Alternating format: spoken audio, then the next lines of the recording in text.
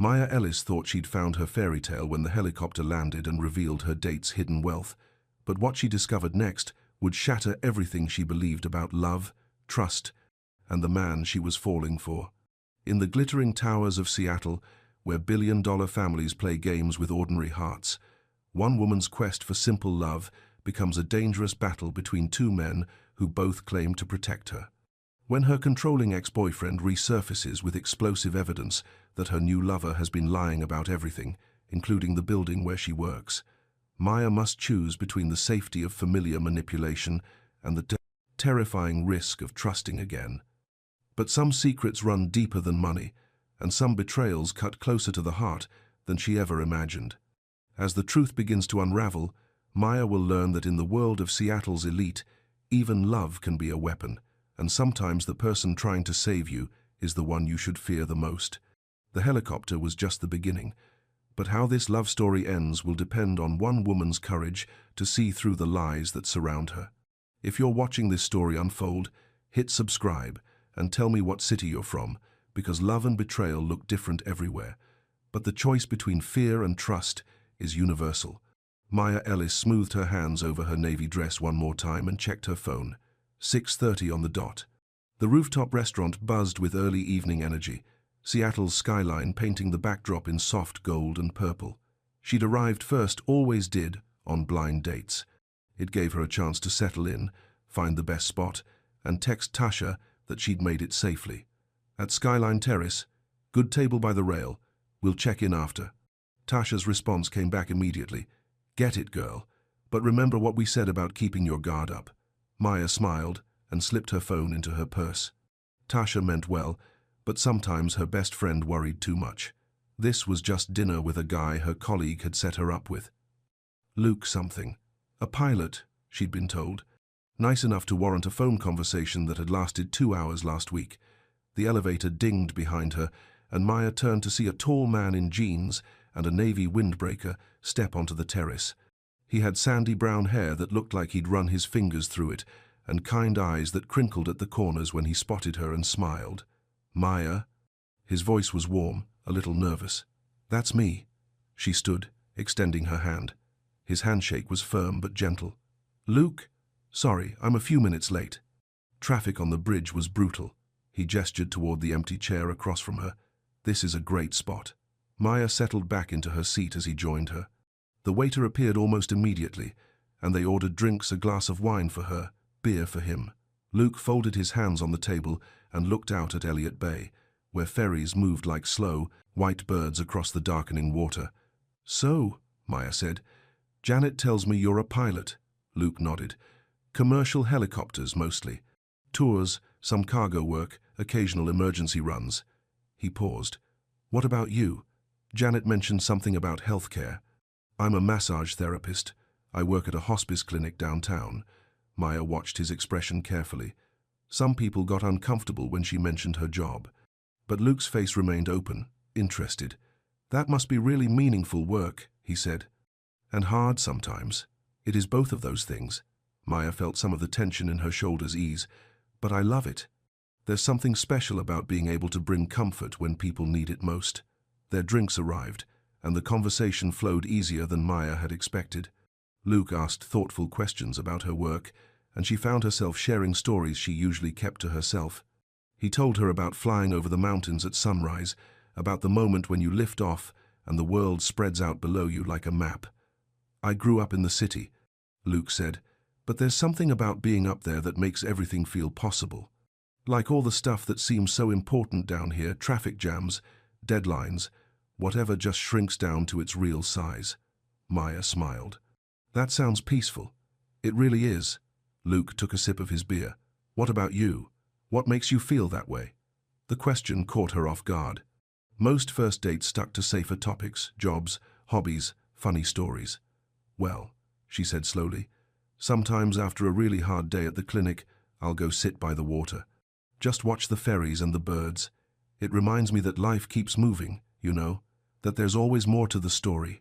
Luke nodded, like he understood exactly what she meant. Their appetizers came, and they shared stories about growing up in Seattle, favorite neighborhoods, places they wanted to travel. Luke was easy to talk to, the kind of person who listened with his whole attention. Maya found herself relaxing in a way she hadn't on a date in months. Then Luke's phone buzzed against the table. He glanced at it and his expression shifted, brow creasing with concern. "Everything okay?" Maya asked. Luke looked up, conflict clear in his eyes. "I'm sorry. It's my sister. He glanced at the phone again. "She's stuck somewhere and needs a ride. Family emergency kind of thing." Maya felt her heart sink a little. This was usually where the date ended, where the guy made his excuses and disappeared into the night. But Luke was looking at her like he was trying to solve a puzzle. "The thing is," he said slowly, "I might be able to help her faster than calling an Uber or waiting for someone else to drive out there." "What do you mean?" Luke shifted in his seat, suddenly looking younger. "I didn't mention this before because, honestly, it sounds kind of show-offy on a first date, but I have my own license to fly, and there's a municipal helipad about 2 blocks from here." Maya blinked. "You have your own helicopter?" "Well, access to one. It's complicated." Luke rubbed the back of his neck. "Look, I know how this sounds. Rich guy with toys, probably trying to impress you. But Erin, my sister, she's at some field about 20 minutes out by car, and the road's washed out from the rain we had yesterday. She's fine, but she's stuck, and she worries about things. The wind picked up around them, carrying the scent of salt and something else, something mechanical. In the distance, Maya could hear the distinctive sound of rotor blades cutting through air. Luke glanced toward the bay, then back at her. "I was hoping we could finish dinner first, but if that sound is what I think it is." He paused, looking genuinely torn. "Would it be completely crazy if I asked you to walk down with me? Just so I can see her off safely?" Maya studied his face. There was no arrogance there, no sense that he was trying to impress her with talk of helicopters. He just looked like a man worried about his sister. "That might be for me," he said quietly, nodding toward the sound of approaching rotors. The elevator ride down to street level was quiet except for the growing thrum of helicopter blades. Maya's mind raced, trying to process what was happening. A helicopter. On a first date. This was definitely not in any of the dating advice books Tasha had made her read, but as they stepped out onto the sidewalk and she saw Luke's profile in the streetlights, she realized something. He looked nervous, not excited or proud or like he was putting on a show, just nervous, like any person who'd had their quiet evening suddenly turned upside down by family drama. The municipal helipad sat across the street, flood-lit and official-looking. A sleek helicopter sat on the landing pad, rotors spinning slowly. A second man in a pilot's uniform stood beside it, checking something on a clipboard. "That's definitely mine," Luke said. He looked at Maya with something like apology in his eyes. "I'm really sorry about this. This was not how I imagined tonight going." Maya surprised herself by laughing. "You know what? I've had dates that ended a lot worse than this." Luke's face brightened. "Really? Really? But I have one request. Anything. Can I come with you?" Luke stopped walking. "What? To get your sister? You said it was a short hop, right? And a clear night?" Maya looked up at the sky, which was indeed crisp and star-filled. "I've never been in a helicopter before. And honestly, if this is some elaborate scheme to impress me, I want to see how far you're willing to take it." Luke stared at her for a long moment. Then he broke into the first real grin she'd seen all evening. "Are you serious? Dead serious? But I'm texting my best friend our location first. Standard safety protocol. Smart woman." Luke was still grinning as they crossed the street toward the helipad. Maya pulled out her phone and sent a quick message to Tasha. "Change of plans. Going up in a helicopter? Yes, really. We'll call you in an hour. If you don't hear from me, check the news." Tasha's response was immediate. "Excuse me, what?" But Maya was already tucking her phone away and following Luke toward the aircraft. The pilot, an older man with graying hair, nodded to Luke. "Evening, sir. Ready for pickup." "Thanks, Carl. And we'll have a passenger tonight." Luke gestured to Maya. "Maya, this is Carl." "Carl." "Maya." Carl tipped his cap. "Ma'am, first time flying?" "First time in a helicopter," Maya said. "You'll love it. Beautiful night for it, too." Carl handed her a headset. "Just pop this on once we're inside, and you'll be able to hear everything." Luke opened the door for her and helped her up into the cabin. The interior was smaller than she'd expected, but comfortable, with large windows that would give her a perfect view once they were airborne. Luke settled in beside her and handed her a seatbelt. "You sure about this?" he asked, as Carl climbed into the pilot's seat. Maya looked out the window at Seattle, spread around them, the lights beginning to twinkle on in apartment windows, the last traces of sunset painting the sky soft pink. In a few minutes, she'd be seeing all of this from above, flying through the night sky with a man she'd met 2 hours ago. 6 months ago, after everything with Jordan, she'd sworn off taking risks on men. No more chances, no more believing in gestures or promises. Just safe, predictable dates with safe, predictable guys. But something about Luke felt different. Maybe it was the way he'd looked genuinely sorry about cutting dinner short. Maybe it was how he'd asked if she wanted to come along instead of just assuming she'd wait around. Or maybe it was simply that he seemed as surprised by this turn of events as she was. "I'm sure," she said, slipping the headset over her ears. Carl's voice crackled through the speakers. "All set back there? Ready when you are," Luke replied. The rotors spun faster, and Maya felt the helicopter lift gently off the ground. Her stomach did a small flip as they rose above the buildings, but it was excitement, not fear. The city spread out below them like a circuit board, all glowing lines and scattered light. "Oh my God," she breathed into her headset microphone. Luke's chuckle came through her earphones. "Pretty amazing, isn't it?" It was more than amazing. It was like seeing the world remade, familiar places transformed by height and perspective. The Space Needle looked like a toy from up here. Elliott Bay stretched out vast and dark, dotted with ferry lights and the distant glow of other islands. "There," Luke said, pointing ahead. "That's where we're going." Maya followed his gaze to a small lit area in what looked like wilderness, a grassy field, with a single figure waving beside a ranger's truck. The flight took 15 minutes, and Maya spent every second pressed to the window, watching. Forests and water and distant mountains flow beneath them. When Carl set the helicopter down in the field with barely a bump, Maya was almost disappointed it was over. The figure by the truck turned out to be a young woman with Luke's eyes and worried expression. She hurried toward the helicopter as the rotors wound down, and Luke hopped out to meet her. "Erin, you okay?" "I'm fine, just stuck." The road washed out about a mile back, and I didn't want to try to hike it in the dark. Erin glanced at Maya as she climbed down from the cabin. "Sorry, I didn't know you were bringing someone." "Erin, this is Maya." "Maya, my sister Erin." Maya smiled. "Nice to meet you." "You too." Erin looked between them. "I'm really sorry about interrupting your date." "Don't worry about it," Maya said. "This is definitely the most interesting first date I've ever been on." Erin grinned. "First helicopter ride?" "First everything, pretty much." As they helped Erin gather her things and climb into the helicopter, she chattered nervously about her day, a work conference that had run late, the detour that had led her to the washed-out road, how she'd called Luke because he was the only person she could think of who could actually get to her.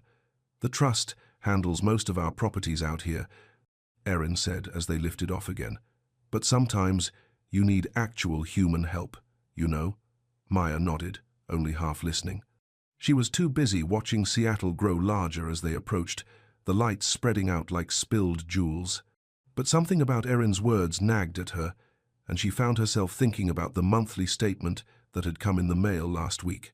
Her clinic's lease payment, made out to... Maya's stomach dropped as she remembered the name on the check. Harrington Holdings. She glanced at Luke, who was pointing out landmarks to Erin, and quietly pulled out her phone. Sure enough, there it was in her banking app, the monthly payment to Harrington Holdings for her clinic space. Maya stared at the screen, her mind spinning. Harrington. Luke's last name was Harrington, and his family had a trust that managed properties, which meant Luke's family owned her building. The building where she worked every day, where she'd built her practice, where her livelihood depended on maintaining a good relationship with her landlord. Maya closed her phone and looked out the window, but the sparkling lights of the city suddenly felt very far away. They landed back at the municipal helipad with the same gentle bump as before. Carl helped them all down, and Erin gave Luke a quick hug. "Thanks for the rescue." Again. She turned to Maya. "Really nice to meet you. Sorry for crashing your date." "No problem at all," Maya managed. Erin climbed into a waiting Uber, and Carl began his post-flight check of the helicopter. Luke and Maya found themselves standing alone on the sidewalk, the evening suddenly quiet after the rush of rotors and flight. "So," Luke said, "that was—" "Can I ask you something?" Maya interrupted. "Of course." Maya took a breath. "Harrington Holdings, that's your family?" Luke's expression shifted, becoming more guarded. "Yes, they own the building where my clinic is located." Luke was quiet for a long moment. "Yes," he said finally. "They do." Maya nodded slowly. "Were you planning to tell me that?" Luke ran a hand through his hair.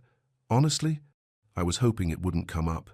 Not because I was trying to hide anything, but because I wanted you to get to know me first. Just me.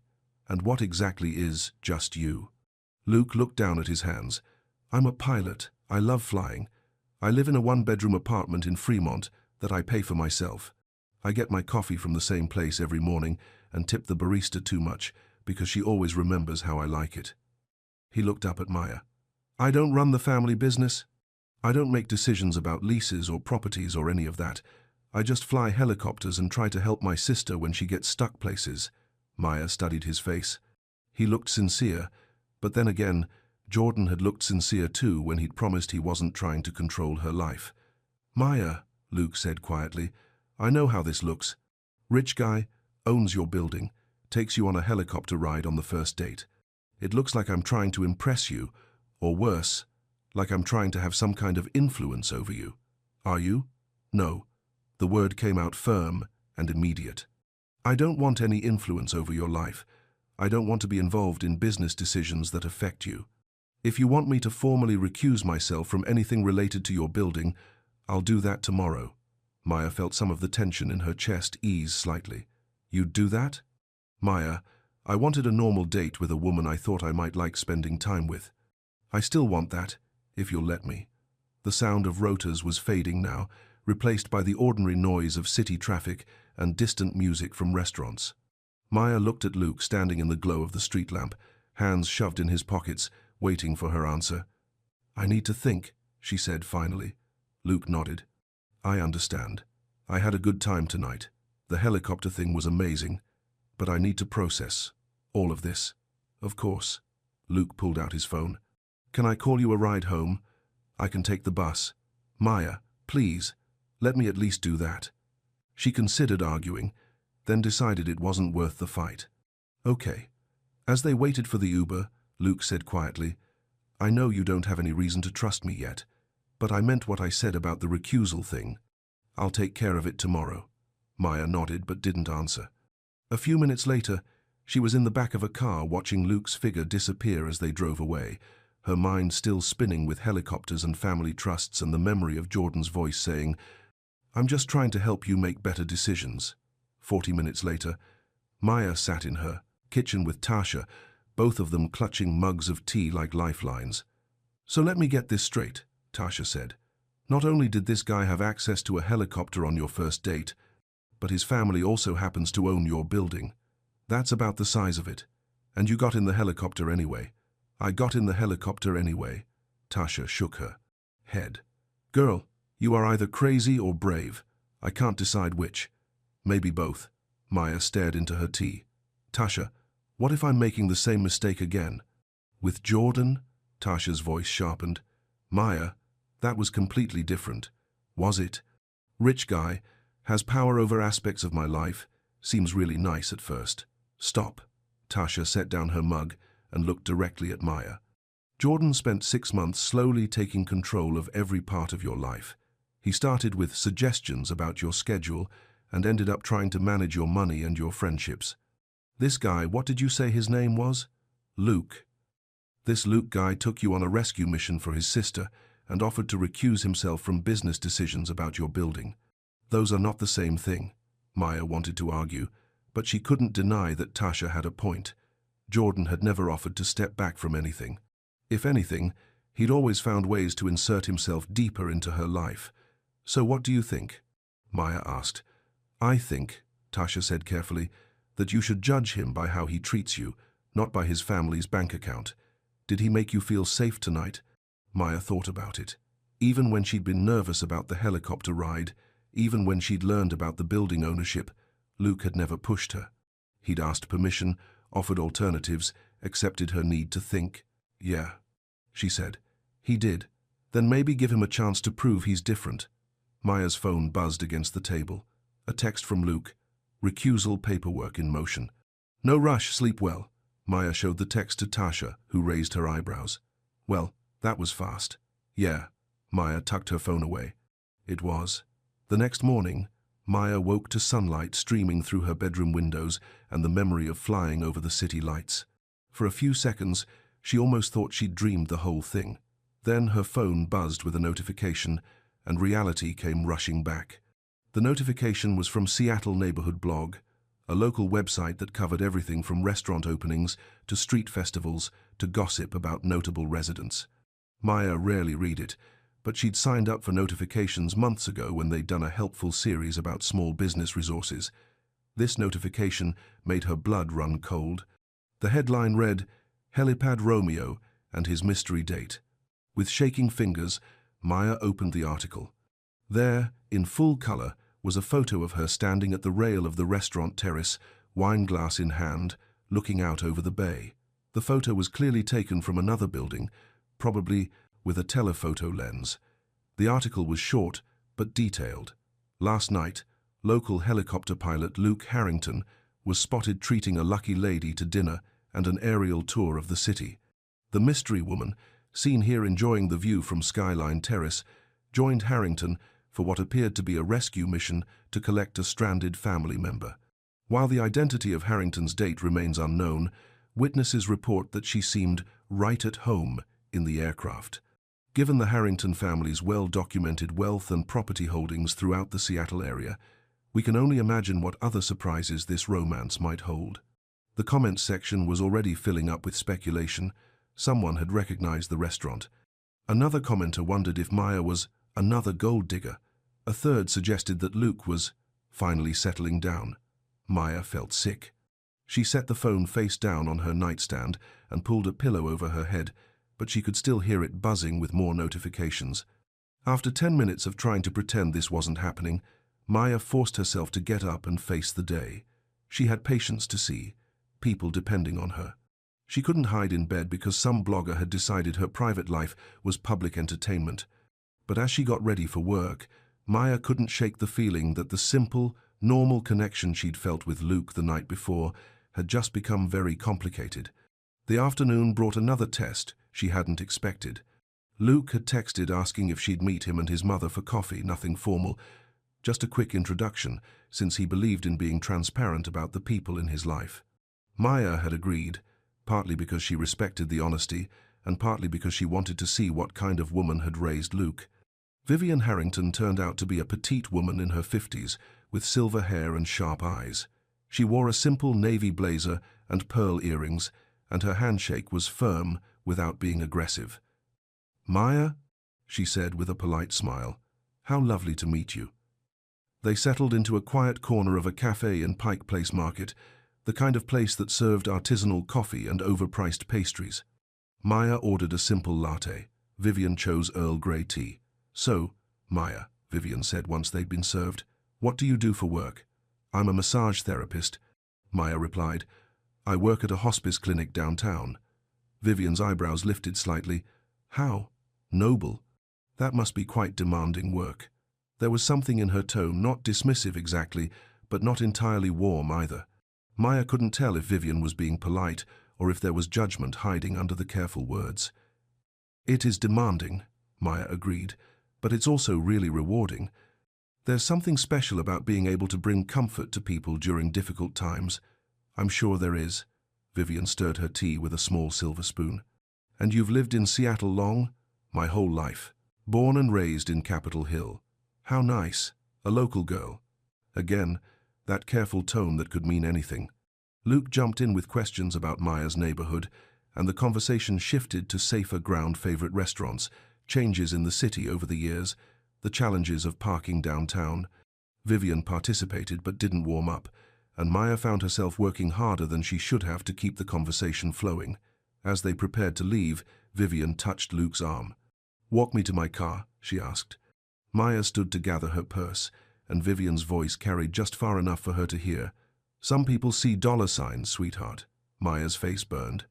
She pretended not to have heard, but Luke's expression told her he'd caught every word. He looked mortified. Outside the cafe, the late afternoon air felt cold against Maya's flushed cheeks. "Maya," Luke said immediately, "I'm sorry. That was completely out of line. It's fine." "No, it's not fine." Luke stopped walking and turned to face her. "My mother doesn't know you. She had no right to make assumptions."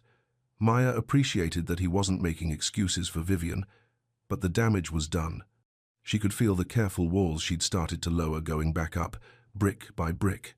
"Luke, can I ask you something?" "Anything. The building recusal thing. You said you'd take care of it. What does that actually look like?" Luke pulled out his phone and showed her an email thread. "I sent this to our property manager this morning. I formally requested that I be recused from any decisions regarding your building and that they note our relationship in their files. If there are ever any issues with your lease, someone else will handle them." Maya read the email. It was brief but clear, and Luke had copied someone who appeared to be the head of the property management company. "This is real?" she asked. "It's real. I meant what I said, Maya. I don't want any power over your life or your livelihood." Maya handed the phone back. She could feel some of the tension in her shoulders easing, but Vivian's words still echoed in her ears. "Thank you," she said. "That means a lot. Your feelings about all this, they matter to me. And if you need time to process everything, I understand." Maya looked at Luke standing in the afternoon sunlight, hands shoved in his jacket pockets, waiting for her to decide if he was worth the risk. The doubt was still there, the whisper of Jordan's voice reminding her how these things started. But there was something else too, the memory of Luke asking permission before including her in his family emergency, the speed with which he'd handled the building situation, the genuine regret in his eyes when his mother had overstepped. "Then I'll give your feelings time," he said quietly when she didn't immediately respond. As Maya rode the bus home, she thought about trust and time and the difference between a man who tried to control and a man who stepped back when asked. Maybe Tasha was right. Maybe the only way to know for sure was to judge Luke by his actions, not his bank account. Her phone buzzed, with another text from Luke. "Dinner tonight, ground rules talk?" Maya stared at the message for a long moment, then typed back, "Yes, but somewhere quiet, where we can actually hear each other." "No, just the place," came his reply. Maya tucked her phone away and watched Seattle roll past her window, trying to decide if she was being smart or setting herself up for another heartbreak. Either way, she was going to find out. The diner Luke chose was the kind of place that served coffee in heavy white mugs and kept the pie case right by the front door. Maya slid into a corner booth, appreciating how the high backs gave them privacy from the handful of other customers scattered throughout the restaurant. Luke arrived a few minutes after her, hair slightly damp from the light rain that had started falling. He hung his jacket on the back of his chair and sat down across from her. "Thank you for agreeing to this," he said. Maya nodded. "We need to talk." The waitress appeared with coffee and menus, giving them a moment to settle in. Maya wrapped her hands around her mug, using the warmth to steady herself. "Okay," she said. "Ground rules." Luke leaned forward slightly. "I'm listening." Maya had spent the afternoon thinking about this conversation, making mental lists of everything that needed to be said. First pace. I don't move fast. I don't rush into things. If you're looking for someone who's going to be swept off her feet by helicopter rides and family money, that's not me. "Good," Luke said, "because that's not what I'm looking for either. Second, no financial entanglement. You don't pay for my things, you don't give me gifts that cost more than $20, and you definitely don't try to solve my problems with money. Understood? Third, I want to meet your people, but on normal terms. No more surprise coffee dates with your mother. And I want you to meet Tasha properly, not just in passing." Luke smiled at that. "I'd like that. And fourth," Maya paused, trying to find the right words, "I need to know that if this doesn't work out, it doesn't affect my lease or my job or anything else in my life. The building thing needs to stay separate, no matter what happens between us. Maya, I already told you. I know what you told me. But I need to hear you say it again, here, when we both know what we're agreeing to." Luke met her eyes directly. "If things don't work out between us, which I hope they don't, but if they do, it will have zero impact on your professional life." The property management company has already been notified of our relationship, and I've recused myself from anything involving your building. That doesn't change regardless of what happens with us personally. Maya felt something tight in her chest begin to loosen. Okay. Anything else? That's it for now. What about you? Any ground rules from your side? Luke thought for a moment. Just honesty. If something bothers you, if you need space, if I do something that reminds you of past experiences, I want you to tell me. Don't just disappear. The reference to Jordan was subtle but clear. Maya appreciated that Luke didn't make her spell out her history. I can do that, she said. The waitress returned, and they ordered dinner, nothing fancy, just burgers and fries like any normal couple on any normal date. When the check came, Luke gestured for separate bills without Maya having to ask. As they waited for their rides outside the diner, Luke said, "So what now? Now we see if this can work on normal terms. And what do normal terms look like to you?" Maya thought about it. Dinner dates that don't involve aircraft. Meeting each other's friends, regular phone calls, movies on weeknights. She paused. Maybe a weekend trip somewhere, but on a ferry, not in anything that flies. Luke laughed. I think I can manage that. 2 days later, Luke texted her with a proposal. Weather looks perfect this weekend. Want to take the ferry out to one of the islands? Just us, no helicopters, no family business, no entourage. Promise. Maya showed the text to Tasha over lunch at their usual sandwich place. Sounds nice, Tasha said. What's the catch? No catch, just a weekend away. With a guy you've known for a week. Maya set down her sandwich. Tasha, are you trying to talk me out of this? No, I'm just being careful. For both of us. Tasha's expression softened. You know I want you to be happy. But after Jordan, I spent 6 months not trusting anyone. Maybe it's time to try trusting someone again. Tasha studied her friend's face. You really like him, don't you? I think I do. Maya searched for the right words. He's steady. He listens. When I say I need something, he doesn't argue or try to convince me I'm wrong. Those are good qualities in a man. They are. And Tasha, I want to do this. I want to see what happens when I stop being afraid. That afternoon, Maya texted Luke back. Ferry sounds perfect. But I'm bringing my own bag, paying for my own ticket. And if you try to book us some fancy resort, I'm turning around and coming home. His response made her smile. Already booked us rooms at the Pine Lodge. It's about as far from fancy as you can get. Hope you like board games and a wood stove that may or may not work properly. The ferry ride to the San Juan Islands took 2 hours, and Maya spent most of it standing at the rail with Luke, watching the water change from the muddy green of Puget Sound to the deeper blue of open water. The afternoon was clear and cold, and Luke had brought coffee from a thermos he'd packed in his backpack. Tell me about this place we're going, Maya said. It's been in the family forever, Luke said. My grandfather bought it back in the 50s, I think. But it's not impressive. It's just this old lodge with squeaky floors and a kitchen that only works half the time. Sounds perfect. Luke glanced at her. Really? Really? I'm not interested in being impressed. Remember? The Pine Lodge turned out to be exactly what Luke had described, a low building with cedar siding and a green metal roof set back from a rocky beach. The interior had that particular smell of old wood and lake water that spoke of decades of family vacations. The furniture was mismatched but comfortable, and someone had left a jigsaw puzzle half-finished on the dining room table. Erin was here last weekend, Luke explained, following Maya's gaze to the puzzle. She stress-solves puzzles when work gets overwhelming. Maya smiled. I like her. She likes you too. She told me you have good energy, whatever that means.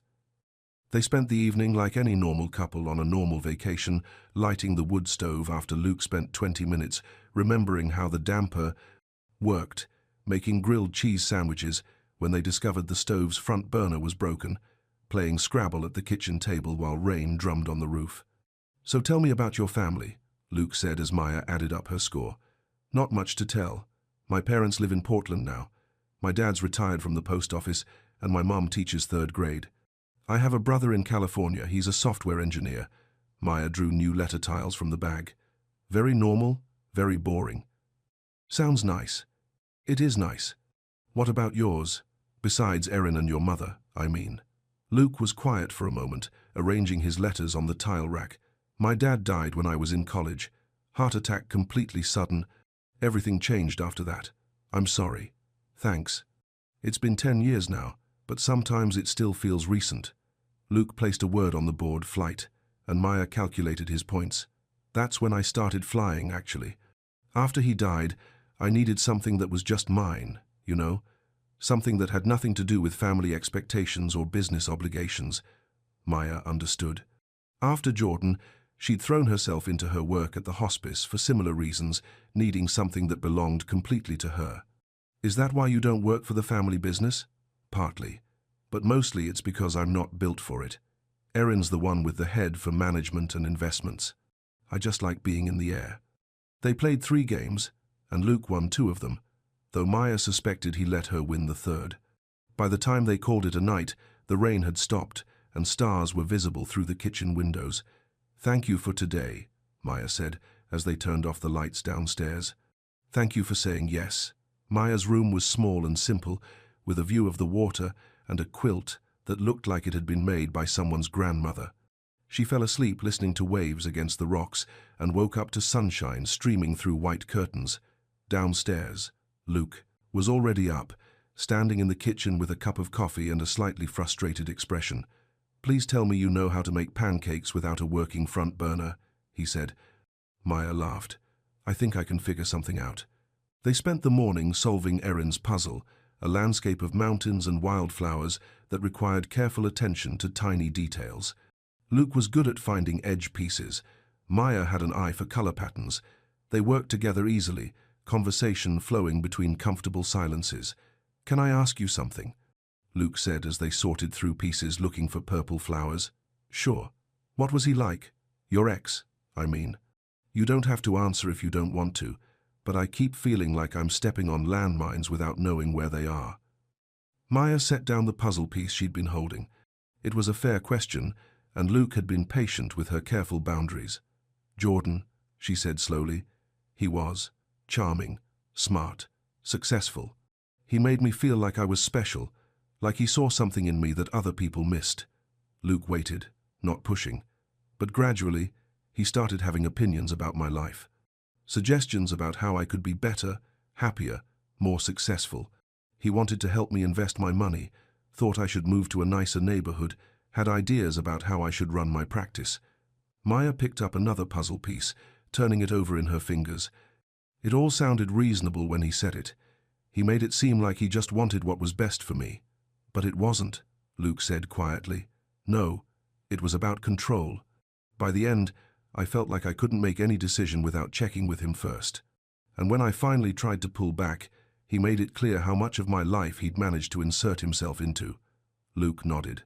That's why the building thing scared you. That's why the building thing scared me, Maya confirmed. I can't go through that again, Luke. I won't. You won't have to, Luke said. I promise. Maya believed him. More than that, she was starting to trust him. It was a strange feeling after months of being careful, but Luke had earned it through consistent actions rather than grand gestures. Your turn, she said. Tell me about your worst relationship. Luke grimaced. Her name was Rebecca. We dated for 2 years, and I thought we were serious. Turned out she was more serious about the family money than about me. How did you find out? I overheard her on the phone with her sister, talking about wedding venues and how much she thought my mother would be willing to spend. Luke found the piece they'd been looking for and clicked it into place. When I confronted her about it, she didn't even deny it. Just said she thought I understood what kind of relationship we were in. That's awful. Yeah. It taught me to be more careful about who I let into my life, and why I wanted tonight to be normal, just dinner and conversation, and getting to know each other. Maya looked at Luke sitting across from her in the morning sunlight, sleeves pushed up and hair sticking up slightly from sleep, and realized something had shifted. The careful distance she'd been maintaining was gone, replaced by something warmer and more hopeful. Luke? Yeah? I'm glad I said yes to this weekend, he smiled. Me too. That afternoon, they walked along the rocky beach, collecting smooth stones and talking about everything and nothing. Luke told her about learning to fly, about the first time he'd taken the helicopter up solo and the moment he'd realized he was exactly where he belonged. Maya shared stories from the hospice about patients who had taught her about living fully and families who had shown her what love actually looked like. "Do you ever think about having kids?" Luke asked as they sat on a piece of driftwood, watching ferries move across the distant water. "Someday, with the right person." Maya glanced at him. "You?" "Definitely. I want what my parents had before my dad died.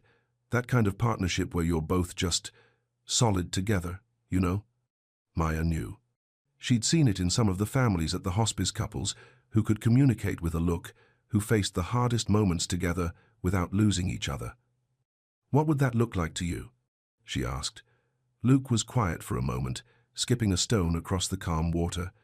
"Sunday mornings with coffee and the newspaper, someone to call when something good happens at work, arguing about what to watch on Netflix and letting her win most of the time." Maya smiled. "That sounds nice. What about you?" "Someone who sees me clearly and likes what he sees. Someone who makes me laugh and doesn't try to fix me when I'm sad. Someone who—" she paused, searching for the words. "Someone who makes ordinary life feel like enough." Luke looked at her seriously. "Ordinary life is underrated.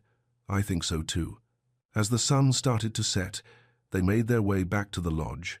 Luke built a fire in the stone fireplace while Maya heated up leftover soup from lunch. They sat on the old couch with bowls in their laps, watching flames dance behind the screen.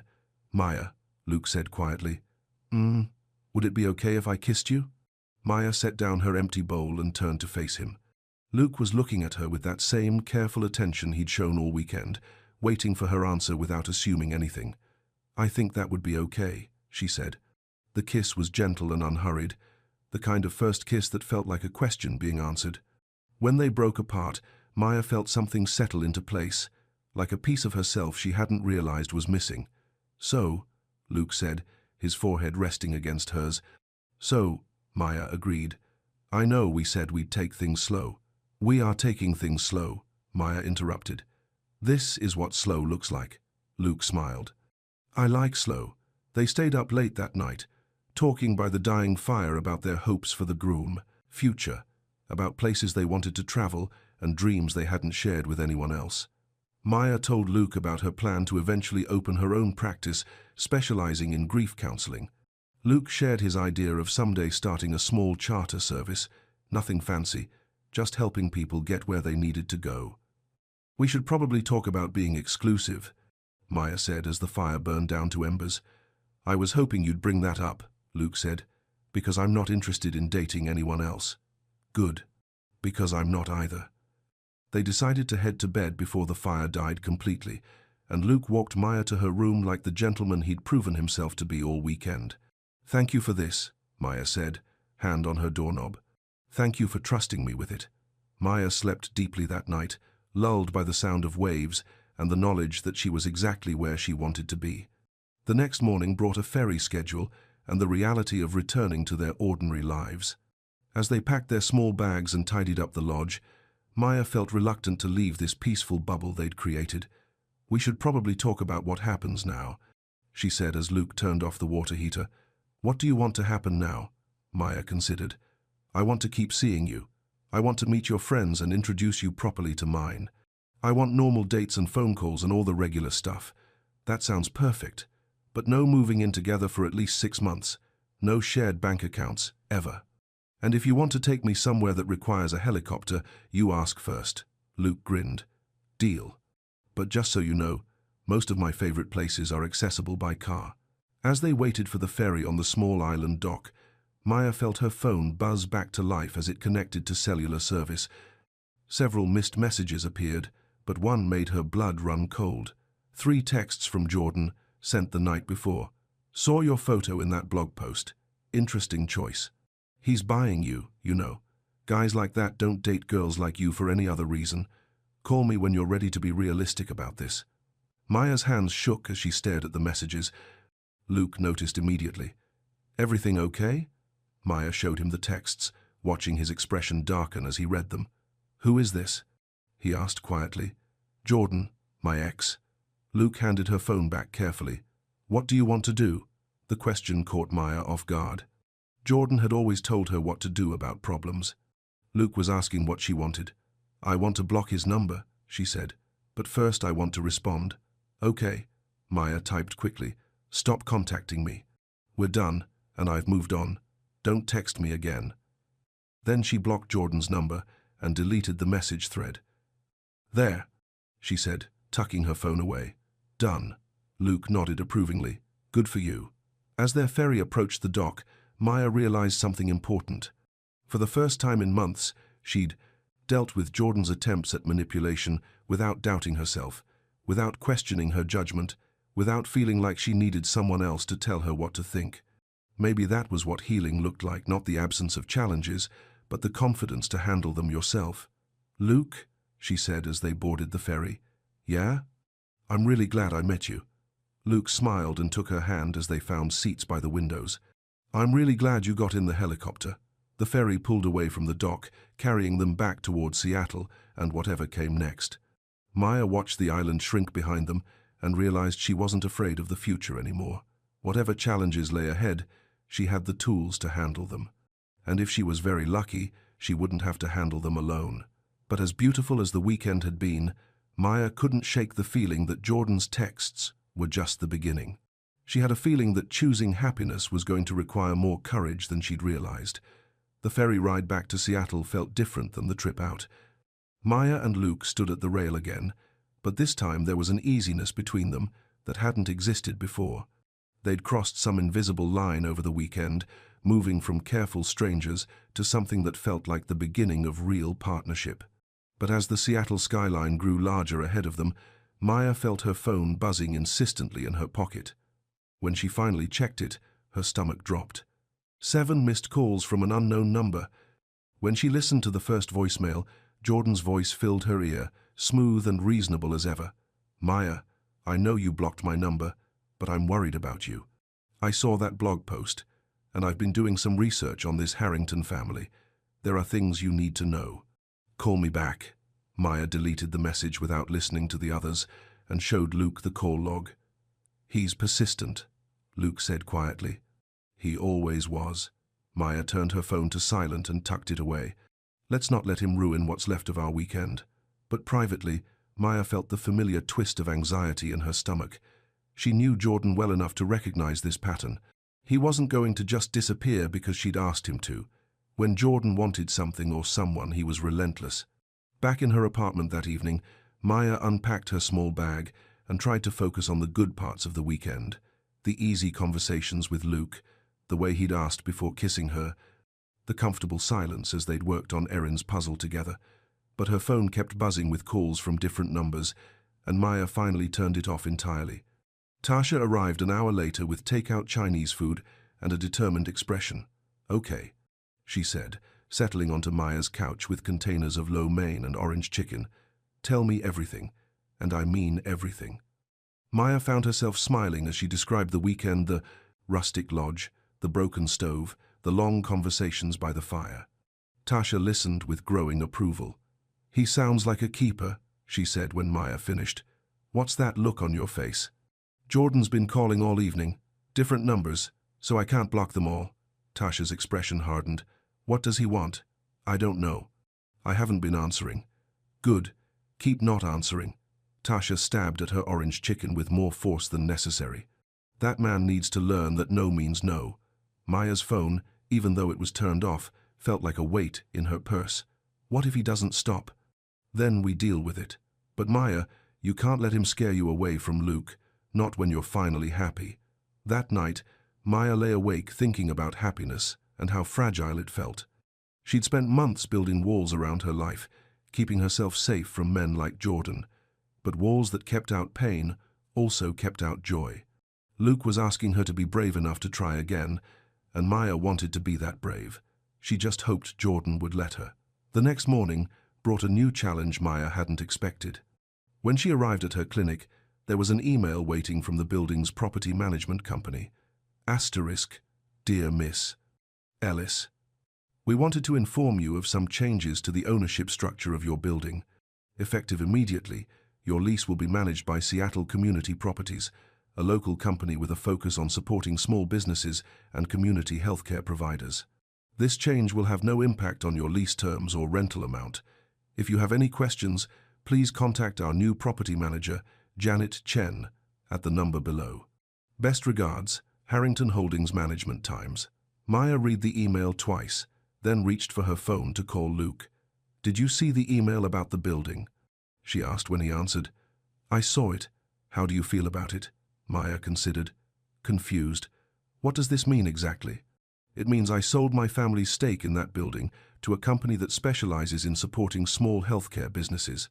Your lease is now with people who actually understand and value what you do." "Luke," Maya sank into her office chair, "you didn't have to do that." "Yes, I did." "Maya, I needed you to know that there's absolutely no connection between your professional life and our personal relationship. This was the cleanest way to make that happen." Maya felt something tight in her chest begin to loosen. "Thank you. You don't need to thank me. This is what caring about someone looks like." After they hung up, Maya sat quietly in her office for a long moment. Luke had just made a significant financial decision, probably costing his family money, to remove even the possibility of a conflict between their relationship and her livelihood. Jordan had never made that kind of sacrifice. He'd never even considered it. The morning brought 3 patients, each requiring different kinds of care and attention.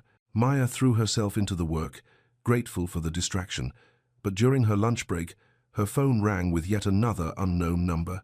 This time, she answered. "Maya, thank God." Jordan's voice was filled with concern that sounded genuine if you didn't know him well. "I've been trying to reach you for days. I told you to stop calling me."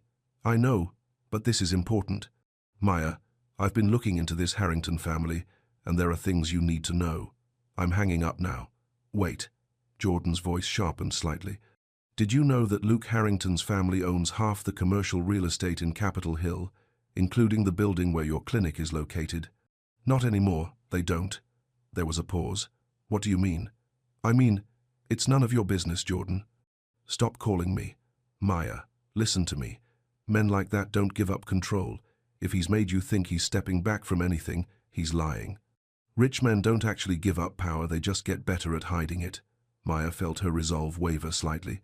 Jordan was good at this, at finding the exact thing that would make her doubt herself. "Even if that were true," she said carefully, "it's not your concern. Of course it's my concern. I care about you, Maya. I always have. And I can see you making the same mistakes. The same mistakes. Jordan, the biggest mistake I ever made was trusting you." "Maya." She hung up and immediately blocked that number too. But Jordan's words echoed in her mind. Rich men don't actually give up power, they just get better at hiding it. That evening, Maya met Luke for dinner at a small restaurant in her neighborhood, the kind of place that served good food without any pretension. Luke had arrived first and was reading a paperback thriller while he waited. "Good day?" he asked, as she settled into the chair across from him. Jordan called again. Luke's expression tightened slightly. "What did he say?" Maya hesitated. She didn't want to give Jordan's words power by repeating them, but she also needed to be honest with Luke. "He thinks you're manipulating me.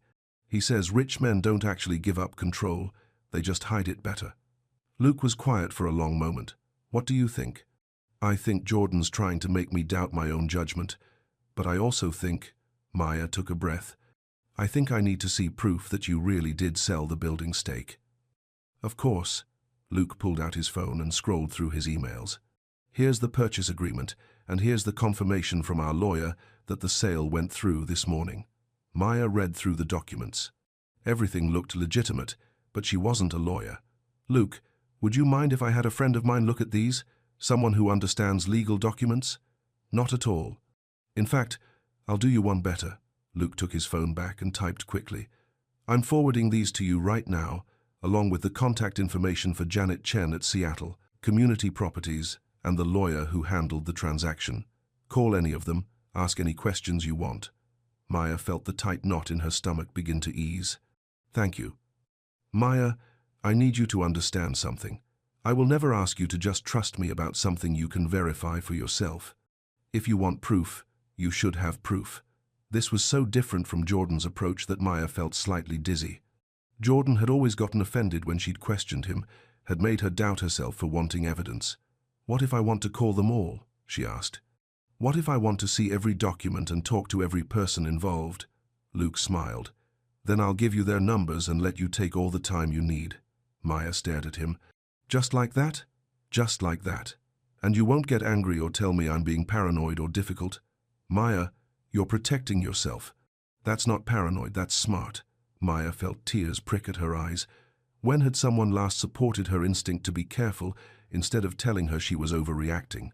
"Jordan made me feel crazy for wanting to verify things," she said quietly. "Jordan was the problem, not you." They ordered dinner and talked about lighter topics while they ate. Luke told her about a charter flight he'd taken to Eastern Washington, where he'd flown a family to visit their grandfather's farm one last time before it was sold. Maya shared a story about a patient who'd asked her to help him write love letters to his wife of 60 years. "How do people stay married that long?" Luke asked. "He told me the secret is remembering that you're on the same team," Maya said, "even when you disagree about everything else. I like that." After dinner, they walked slowly through Maya's neighborhood. The evening was clear and cool, and the streets were busy with people heading home from work or out for the night. "Can I ask you something?" Maya said as they paused at a crosswalk. "Always." "Why me?" Luke looked puzzled. "What do you mean?" "I mean, you could probably date anyone. Someone from your same background, someone who wouldn't question every document or freak out about power imbalances. Why are you interested in someone who comes with so much?" "Complexity?" Luke was quiet until the light changed and they crossed the street. "Because," he said finally, "most of the women I've dated have been interested in what I have, not who I am. You're the first person who's been more concerned about maintaining your independence than about gaining access to mine." Maya considered this. "And that's attractive to you?" "Maya, I don't want someone who needs me for my money or my family connections. I want someone who chooses to be with me because she actually likes spending time with me." Luke stopped walking and turned to face her. "You make me feel like I'm enough just as I am." Maya understood. She'd spent so many months with Jordan, feeling like she needed to be fixed, improved, managed. Luke made her feel like she was already exactly who she should be. "I do like spending time with you," she said, "even when I come with complicated family dynamics and trust issues of my own." Maya smiled. Even then, they were standing outside Maya's building now. Luke walked her to the front door but didn't assume he was invited up. "What are you doing tomorrow night?" he asked. "Nothing special. Why?" "I thought maybe you'd like to meet some of my friends. Nothing formal, just drinks after work." "But only if you want to." Maya felt a flutter of nervousness, but it was the good kind, the kind that came with new experiences rather than potential danger. "I'd like that," she said. "Good. I'll text you the details." Luke leaned in to kiss her goodnight, and Maya felt that same sense of rightness she'd experienced at the lodge. This was what a healthy relationship felt like, easy and honest and safe. As she climbed the stairs to her apartment, Maya realized that Jordan's phone calls had stopped bothering her quite as much. She was starting to trust her own judgment again, and her judgment told her that Luke was exactly who he appeared to be, a good man who was interested in building something real with her. Maya's phone buzzed with a text from Luke. "Thank you for tonight. And Maya, call those lawyers. Ask all the questions you want. I'll be here when you're ready." Maya smiled and typed back, "I will. And Luke, thank you for not making me feel crazy for wanting proof. You're not crazy. You're careful. There's a difference." As Maya got ready for bed, she realized something had shifted. For the first time since Jordan, she was starting to believe that she could trust someone again. Not blindly, but carefully and intentionally, with proof and patience and respect. Tomorrow she'd call the lawyers and verify every document Luke had shown her. But tonight, she was going to sleep peacefully, knowing that a good man had just encouraged her to protect herself instead of asking her to simply trust him. That felt like the beginning of something real. But Maya had no idea that across town, Jordan was planning his next move. And this time, he wasn't going to rely on phone calls and manipulation. This time, he was going to force a confrontation that would test everything Maya thought she knew about Luke and about herself. The next evening, Maya stood outside a small bar in Belltown, checking her reflection in the dark window. She'd chosen her outfit carefully, nice enough to make a good impression on Luke's friends, but not so dressy that she'd feel out of place. A simple black sweater and jeans, her grandmother's silver earrings. Luke appeared beside her on the sidewalk, slightly out of breath. "Sorry, I'm late. Client meeting ran long."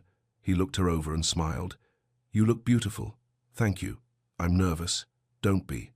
They're going to love you." The bar was the kind of place that served craft beer and played music just loud enough to create atmosphere without drowning out conversation. Luke led her to a corner table where 3 people were already seated, 2 men and a woman, all around Luke's age. "Everyone, this is Maya," Luke said. "Maya, meet my friends. This is Derek, my former roommate and current pain in the neck." Derek, a tall black man with an easy smile, stood to shake Maya's hand. "Don't listen to him. I'm delightful." "This is Rachel," Luke continued, indicating a petite woman with curly red hair. "She's a teacher, so she has more patience than the rest of us combined." "Nice to meet you," Rachel said warmly. "And this is Tom, who owns a bookstore and thinks that makes him smarter than everyone else." Tom, a bearded man in flannel, grinned. "It absolutely does make me smarter than everyone else."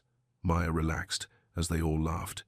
These were normal people with normal jobs, the kind of friends who gave each other a hard time and clearly cared about each other.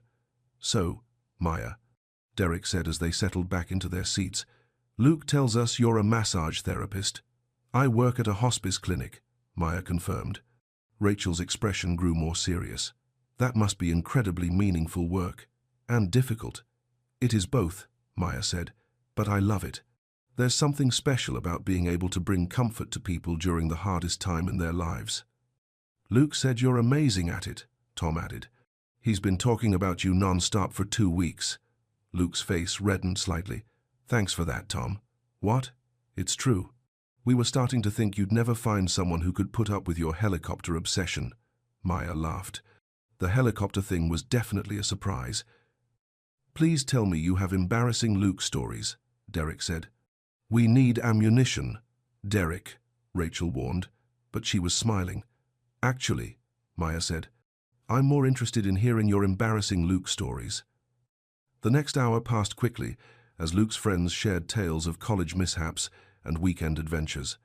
Maya learned that Luke had once gotten so absorbed in a flying lesson that he'd forgotten about a dinner date entirely, that he was terrible at karaoke but insisted on singing anyway, that he'd driven 4 hours to help Derek move, even though Derek had given him only 2 days' notice. "He's annoyingly reliable," Derek said. "It's his worst quality." "I can think of worse qualities in a man," Maya said. "See?" Luke said to his friends. "I told you she was smart." As the evening wound down, Rachel walked with Maya to the restroom. "I hope you don't mind me saying this," Rachel said as they washed their hands, "but Luke seems really happy. Happier than I've seen him in a long time." "He makes me happy too," Maya said. "Good. He deserves that." Rachel paused. "We were worried about him for a while after Rebecca. She really did a number on him. He told me a little about that." "Did he tell you how he found out she was using him?" Maya shook her head. She'd been planning their wedding for months, venue, dress, everything without ever actually discussing marriage with him. When he finally realized what was happening and broke up with her, she tried to sue him for the money she'd already spent. Rachel's expression darkened. "Luke's lawyer got it thrown out, but it was ugly." Maya felt a pang of sympathy. "That's awful. It made him really cautious about dating. So the fact that he's introducing you to us, that he's talking about you the way he does, it means something." As they returned to the table, Maya felt the weight of that information. Luke had taken his own kind of risk by trusting her, just as she'd taken a risk by trusting him. "Ready to head out?" Luke asked as they rejoined the group. They said their goodbyes, with promises to get together again soon. Derek hugged Maya and whispered, "Take care of him, okay?" "Take care of yourself," she whispered back. Outside the bar, Luke and Maya walked slowly toward her bus stop. "They're wonderful," Maya said. "Thank you for introducing me to them. Thank you for being so easy to introduce. I was worried you might think they were too." Luke searched for the words. "Normal?" Maya suggested. Luke laughed. "Yeah, normal. Luke, I like normal. Normal is good." They reached Maya's bus stop and settled onto the bench to wait. The evening was clear and cool, and the city lights reflected off the windows of passing cars. Can I ask you something? Maya said. Always. Rachel told me about Rebecca trying to sue you. That must have been horrible. Luke was quiet for a moment. It was. Not because of the money that was never really in question, but because I realized how completely I'd misjudged someone I thought I knew well. Is that why you're being so patient with all my questions and verification requests? Partly. But mostly it's because I understand what it's like to have your trust broken. Luke turned to face her. Maya, I never want you to feel like you have to just take my word for something. If you want proof, you should have proof. Maya's bus appeared in the distance, its headlights cutting through the darkness. I called Janet Chen today, she said, and the lawyer who handled the building sale. And everything you told me was true. The sale went through exactly as you described. Your family no longer has any financial interest in my building. Luke nodded. Good. How do you feel about that? Relieved. And grateful. Maya stood as the bus pulled up to the stop, and ready to stop looking over my shoulder for hidden motivations. Luke stood too and kissed her softly. I'm glad. As Maya climbed onto the bus, she felt lighter than she had in weeks. Luke's friends had accepted her easily. The building situation was truly resolved, and for the first time since Jordan, she was beginning to believe that she could trust her own judgment about people. But as the bus pulled away from the curb, Maya didn't see the figure standing in the shadows across the street, watching her leave. Jordan had been following her for 3 days, learning her routines, figuring out the best time and place for the confrontation he was planning. And tomorrow, when Maya left work at her usual time, he'd be ready. The next day passed normally at the clinic. Maya saw 4 patients, each requiring different approaches to care. Mrs. Rodriguez, whose arthritis had been flaring. Mr. Kim, who was in the final stages of pancreatic cancer, but still insisted on hearing jokes during his sessions. Sarah, a young woman whose mother was dying and who needed someone to remind her to breathe. Maya loved this work, loved the way. Touch could communicate comfort when words failed. She was good at reading what people needed: gentle pressure for anxiety, firm strokes for tension, simply presence for grief. At 5:30, she locked up the clinic and headed for the bus stop, mind already turning toward the evening ahead. Luke was cooking dinner at his apartment, their first time at his place, and Maya was looking forward to seeing how he lived when he thought no one was watching. She was halfway to the bus stop when Jordan stepped out from between 2 parked cars. Hello, Maya. Maya's heart jumped, but she kept walking. Leave me alone, Jordan. We need to talk. No, we don't. Maya pulled out her phone, but Jordan raised his hands in a calming gesture. I'm not going to hurt you. I just want 5 minutes of your time. I gave you 5 minutes last year. You used it to try to control my life. Jordan fell into step beside her, and Maya felt the familiar anxiety creep up her spine. He was dressed well, as always expensive suit, perfect hair, the kind of polished appearance that had initially impressed her. Maya, I've been doing research on Luke Harrington and his family. There are things you need to know, such as the fact that the building sale you're so happy about, it never actually went through. Maya stopped walking. What? Jordan pulled out his phone and showed her a screenshot of what looked like a property database. See, Harrington Holdings is still listed as the owner of your building. The sale Luke told you about was just paperwork shuffling, moving the asset to a subsidiary company that his family still controls. Maya stared at the screen, feeling her confidence begin to crumble. That's not. He showed me documents. Documents can be faked, Maya. Rich people are very good at making things look legitimate when they're not. You're lying. Am I? Call the city records office. Check for yourself. Jordan's voice was gentle, concerned. Maya, this is exactly what I was afraid of. He's manipulating you, making you think he's giving up control when he's actually tightening it. Maya's hands were shaking now. Even if that were true, it's none of your business. Of course it's my business. I care about you, Maya. I always have. And I can see you making the same mistakes that nearly ruined your life before. My life wasn't ruined, Jordan. It was just controlled by you. Maya, think about this logically. Why would a man from one of Seattle's wealthiest families be interested in a massage therapist from Capitol Hill? What does he get out of this relationship? The question hit Maya like a physical blow. She'd asked herself the same thing just days ago, and Luke's answer had satisfied her. But standing here with Jordan, seeing what looked like proof that Luke had lied to her, those old doubts came rushing back. "He cares about me," she said, but her voice lacked conviction. "Or he's playing a longer game than you realize." Jordan stepped closer. "Maya, men like that don't date women like us, unless they want something. And the fact that he's lying about the building situation proves it." Maya felt tears prick at her eyes. She wanted to argue, wanted to defend Luke, but the evidence on Jordan's phone was right there in black and white. "What do you want from me?" she asked quietly. "I want you to be safe. I want you to stop letting people take advantage of your good heart." Jordan's voice was soft, persuasive. "Maya, come have dinner with me tonight. Let me show you what I've found. And then if you still want to trust Luke Harrington, I'll respect that decision." Maya stared at Jordan's phone screen, her world tilting off its axis.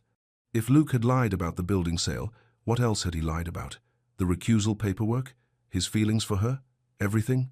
"One dinner," Jordan said. "What harm could that do?" Maya thought about Luke waiting for her at his apartment, probably already starting dinner. She thought about his friend's easy acceptance, about the way he'd encouraged her to verify everything he'd told her. But she also thought about the screenshot on Jordan's phone and the sick feeling in her stomach that maybe she'd been fooled again. "One dinner," she heard herself say. "But Jordan, if you're lying to me about this, if you're manipulating evidence to break us up, I'll never speak to you again." "I'm not lying, Maya." "I wish I were." As Jordan led her toward his car, Maya sent a quick text to Luke. "Something came up. Rain, check on dinner? I'll call you later." His response came immediately. "Of course." "Everything okay?" Maya stared at the message, searching for signs of deception in even those simple words. "Fine. Just tired. Get some rest. Talk tomorrow?" "Yes." Maya turned off her phone and followed Jordan to his car, telling herself she was just gathering information, just protecting herself, just being smart. But deep down, she knew she was about to make a mistake that would test everything she thought she knew about trust, love, and her own judgment. And Luke, sitting in his apartment with ingredients for dinner spread across his kitchen counter, had no idea that the woman he was falling in love with was driving away with the man who was determined to destroy them both,